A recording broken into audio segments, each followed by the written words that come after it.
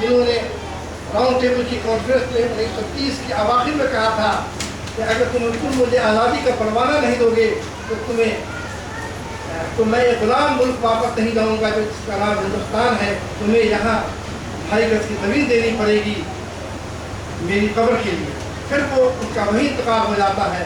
अंग्रेज उन्हें ऑफर करते हैं, लेकिन मुफ्ती फ़लस्तीन मौलाना सैयद अहमद हसन हुसैनी उन्हें आपको कहते हैं कि ये आलम इस्लाम का फर्द जलील था, इसे हम अंग्रेज़ों के इस मुल्क में दफन नहीं होने देंगे।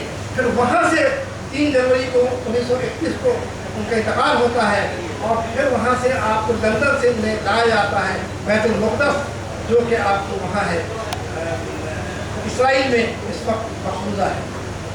और ये हम सब जानते हैं कि जब काहिरा पहुँचा प्लेन से, उनकी मैयत पहुँची, तो काहिरा से लेकर के उसे 6 दिन लगा यहाँ आने में।